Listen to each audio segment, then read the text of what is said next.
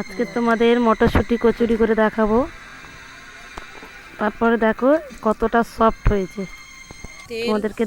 দেখো এখানে দেখতে পাচ্ছ ময়দা নিয়েছি, তার মধ্যে একটু লবণ আর তেল দিয়েছিলাম, দিয়ে এটাকে বারবার নেড়ে নেড়ে দেখছি ঠিক হচ্ছে কিনা। তারপরে এই জল দিয়ে মেখে রাখছি। দেখো দেখো মাখছি আমি 2-3 মিনিট ধরে মাখবো। তারপরে এটাকে মাখা হয়ে গেলে আমি ঢাকনা দিয়ে রেখে দেবো। দেখো এই মাখা হয়ে এসছে, এবারে চাপা দিয়ে দিলাম। দেখো এখানে একটা গাজর নিয়েছি, গাজরটাকে ভালো করে পিস করে নিচ্ছি, ব্লেন্ড করে নিচ্ছি এটাকে কচুরির মধ্যে দেওয়ার জন্য। যে ময়দাটা মেখে রেখেছিলাম দেখো তোমাদেরকে দেখাচ্ছি কত সুন্দর হয়েছে। দেখো নরম, এই দেখো একদম পুরো হয়ে গেছে। হ্যাঁ, এবার এটাকে কেটে লেচি করে নিতে হবে। তোমাদেরকে দেখাচ্ছি, আরেকটু করে নিই। দেখো এখানে তোমাদের দেখাচ্ছি 5টা আলু নিয়ে নিয়েছি, সাদা আলুর তরকারি করবো বলে। কাটা হয়ে গেছে। দেখো মটরশুঁটিগুলো দিয়ে দিচ্ছি, সেদ্ধ করে নেবো।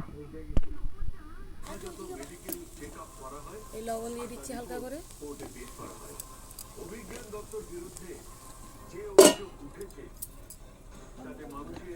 এগুলোকে সেদ্ধ করে নিচ্ছি, একটু ভালো করে জলটা মেরে নিচ্ছি।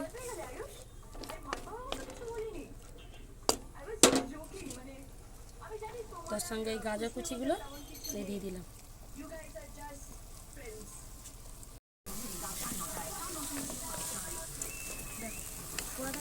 হ্যাঁ, দেখো এগুলোকে শুকনো করে সেদ্ধ করে নিলাম ভালো করে, এবার নামিয়ে নেব।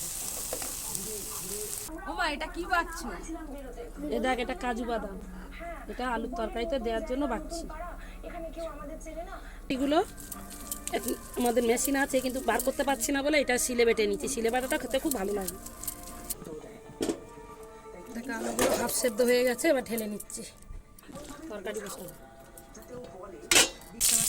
ভাজা ভাজা হয়ে গেছে, এখন পোড়া হয়নি। ভাজা ভাজা হয়ে গেছে, ওর মধ্যে যে বাদামটা পেস্ট করে রেখেছিলাম এটা দিয়ে দিচ্ছি।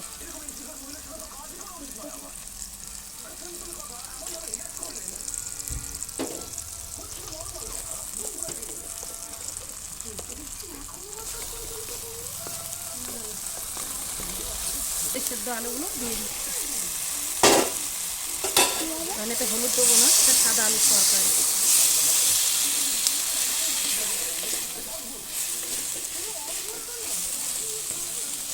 এবার জল দিয়ে দিচ্ছি।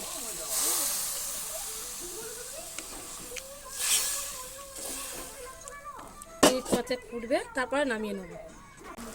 তরকারিটা কেমন হয়েছে জলে দিয়ে দেখছি নুন হয়েছে কিনা।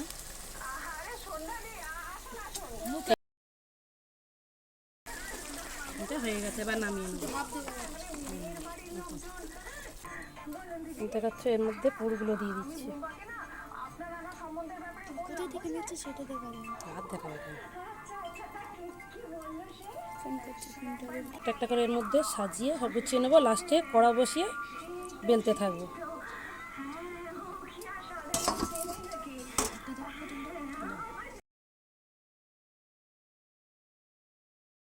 নিয়ে নিচ্ছি বেলার জন্য।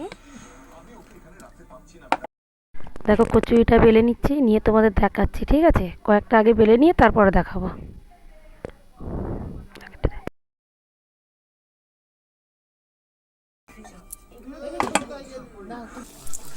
দেখতে পাচ্ছ কচুরিটা তেলে দিয়ে দিয়েছি।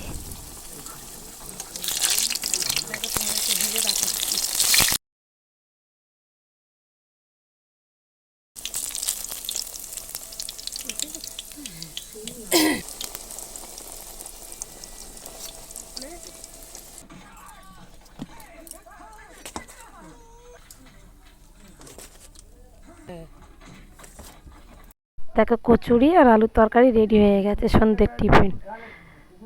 তোমাদেরকে দেখাচ্ছি, দেখো কেটে এমন ভেতরে কীরকম হয়েছে দেখতে পাচ্ছ। এই যে একটু নরমও হয়েছে।